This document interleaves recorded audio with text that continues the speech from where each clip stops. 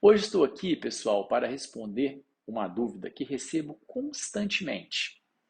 A dúvida é: incide ITBI na integralização de imóveis em capital social de hold familiar ou hold patrimonial, como muitos gostam de conceituar?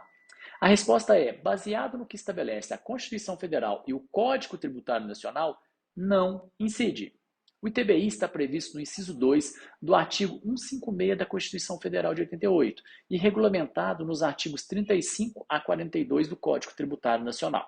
De acordo com o inciso 2 do artigo 56 da Constituição Federal e do artigo 36 do Código Tributário Nacional, o ITBI não incide na transferência de bens ou direitos incorporados no patrimônio de pessoa jurídica em realização de capital. Então, não incide ITBI quando você integraliza o capital na hold.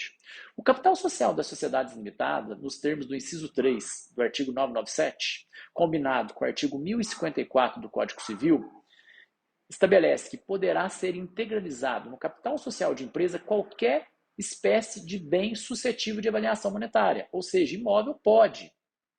Assim, pessoal, os sócios ou acionistas, dependendo se for SA, pode integralizar o capital social por meio de imóveis sem o pagamento de TBI, com base nessas legislações que eu te falei. Mas, como tudo no Brasil, na área tributária, tem que brigar na justiça, a questão do ITBI não poderia ser de outra forma, não é?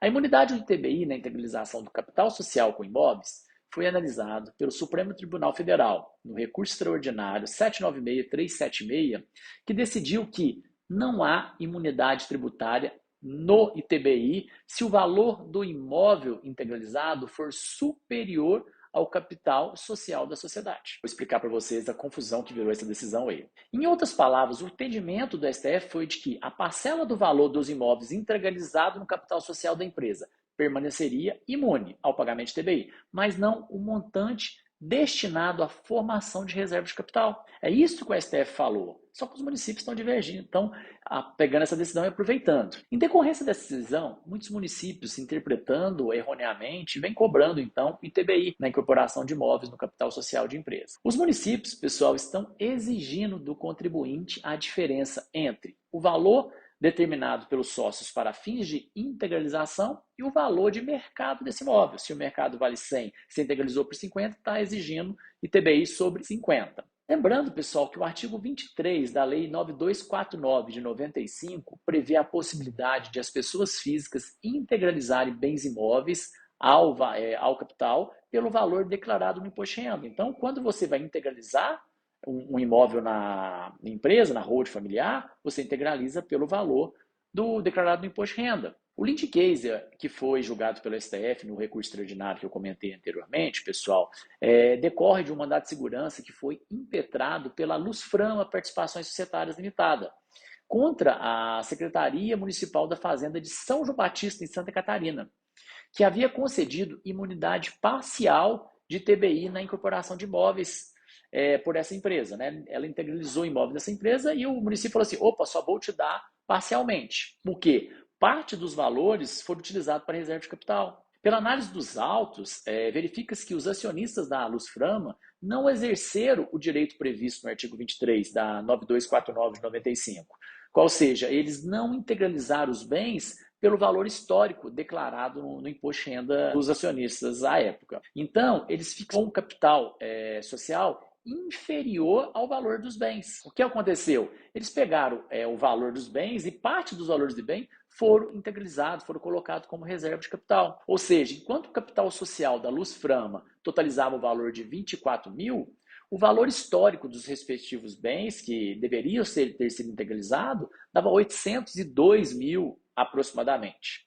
Assim, pessoal, o que foi julgado pelo STF no recurso extraordinário 796-376 foi a diferença entre o valor do capital social e o valor efetivamente realizado, entendeu? Porque o valor dos imóveis era muito maior. Então, o que levou o Supremo Tribunal Federal a entender que o valor excedente ao capital social subscrito estaria sujeito ao ITBI. Então, você vê que há um problema de interpretação do município, até o do judiciário. O judiciário de Minas hoje tem entendido que deve incidir ITBI sobre essa diferença mesmo. Essa situação não ocorreria caso os acionistas da Luz Frama tivessem integralizado o capital social dela com o valor histórico dos respectivos bens, o valor que estava constando no imposto de renda, e não o valor que eles, da forma que eles fizeram.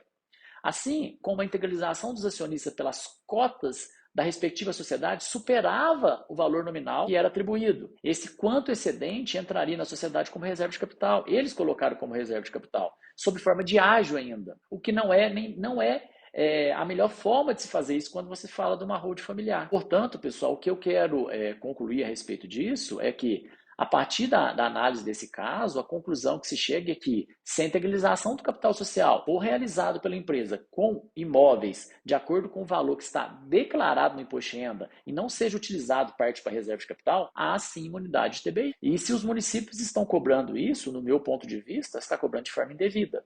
Eles precisam reanalisar o que foi julgado pelo STF, o caso que foi julgado, o lead case que foi julgado lá para o STF, para aplicar no caso concreto, porque o que eu tenho visto aí é as holding familiares integralizar os imóveis pelo valor declarado no imposto de renda e os municípios cobrarem essa diferença pelo valor de mercado. O que está levando, pelo menos nós aqui do escritório, a ingressarmos com mandato de segurança. E não estão tendo êxito. Eu achei um êxito somente em São Paulo, uma desembargadora de São Paulo que analisou a fundo o caso e realmente deu uma decisão favorável aos contribuintes. Mas a maioria das decisões que eu tenho presenciado estão julgando contrário ao contribuinte. Vamos ver agora, o primeiro caso que vai chegar ao STF, como o STF vai julgar essa questão.